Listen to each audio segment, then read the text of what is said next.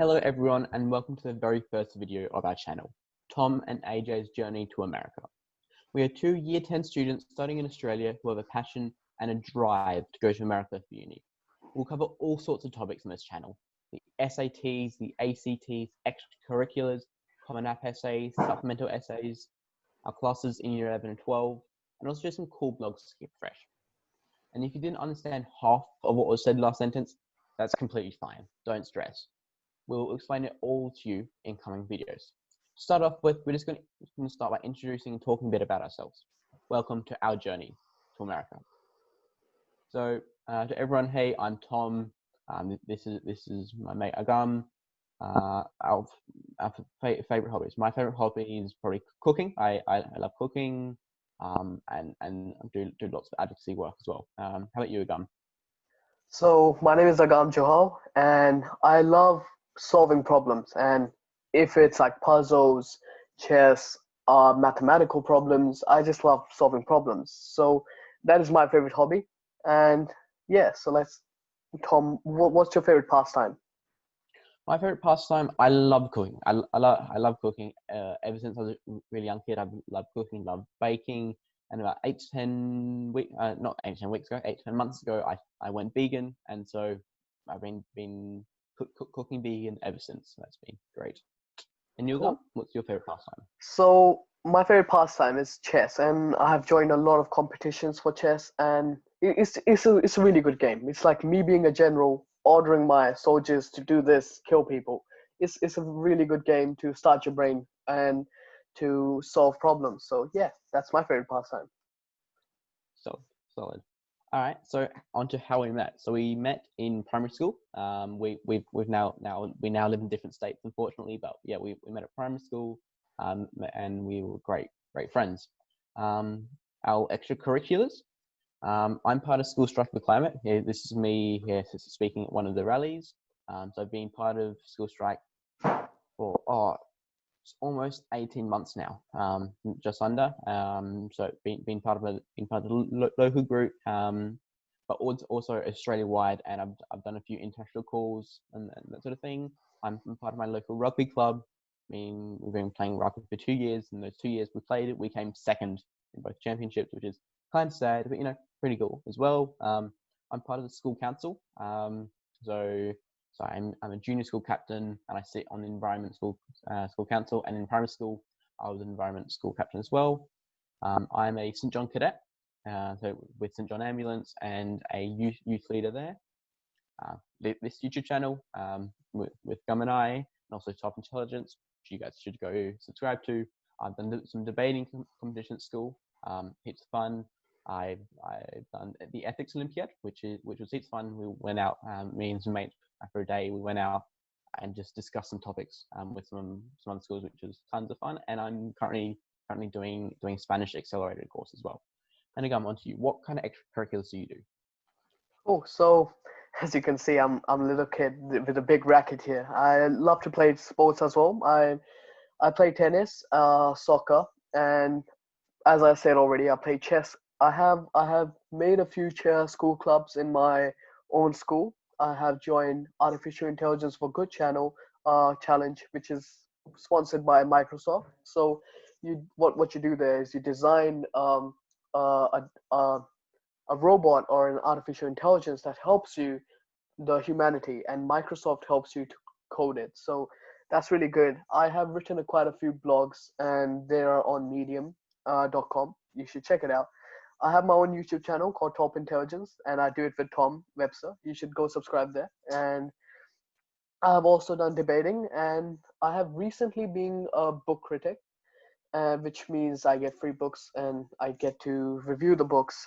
And yeah, and next year I'm going to NASA from my school, and I'm also joining summer schools. And what this is going to actually help us build our extracurriculars.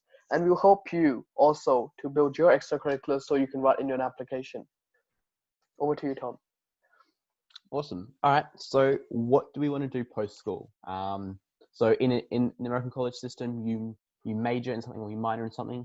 In compared to Australia, where say I wanted to be an engineer, I would do a Bachelor of Engineering.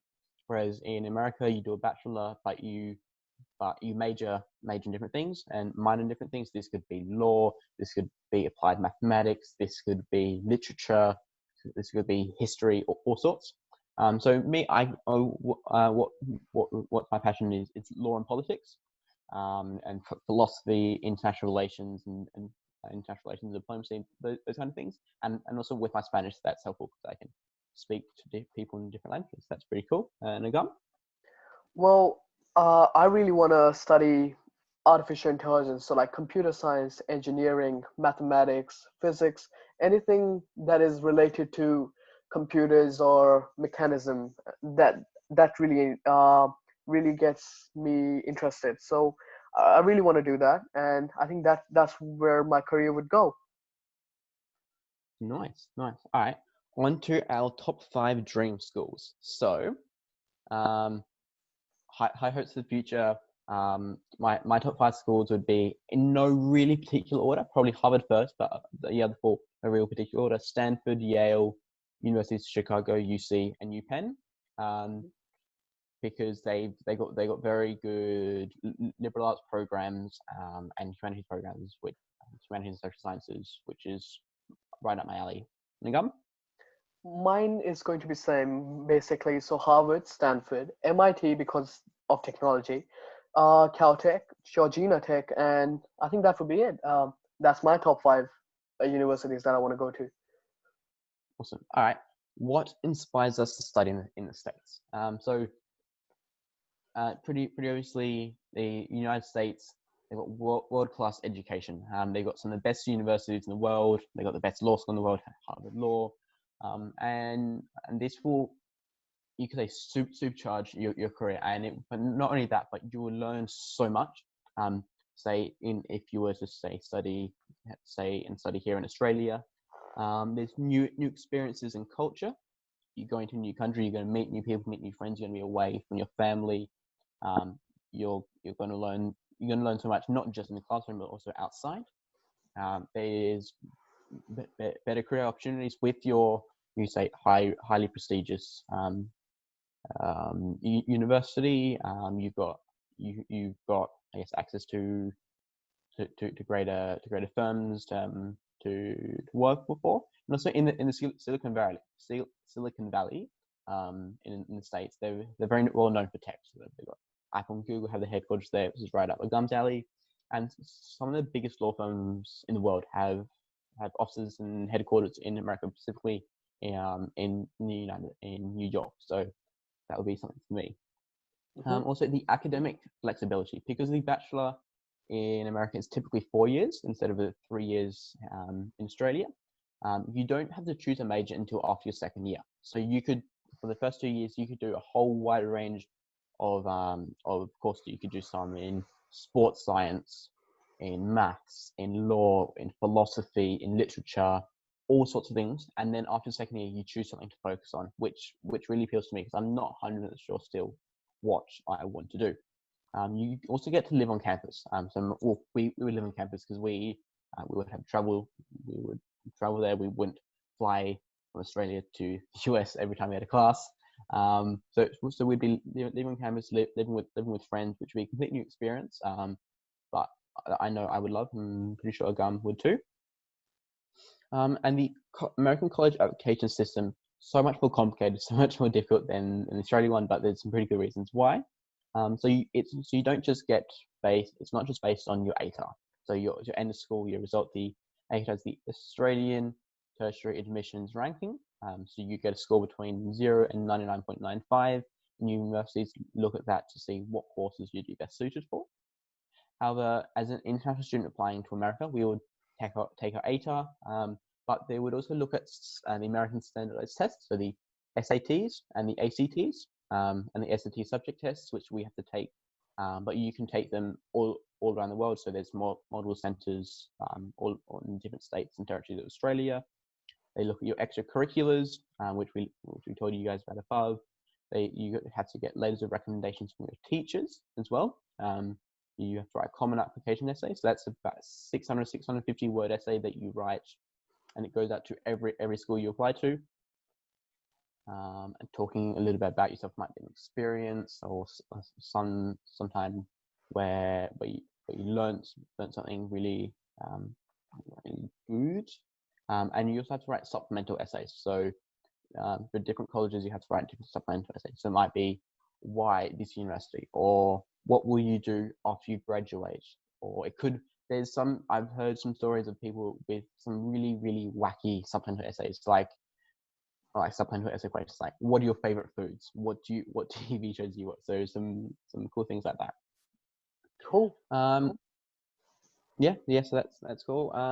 And then to help you guys, we're gonna have tips and tricks for studying the SAT, ACT tests, as well as SAT subject tests. So we're gonna take some ourselves. We're gonna go head to head, try to get the best score, and we'll go through the answers with you, and hopefully we can learn something, and also you guys can learn something. We will teach you how to build a well-rounded extracurricular resume.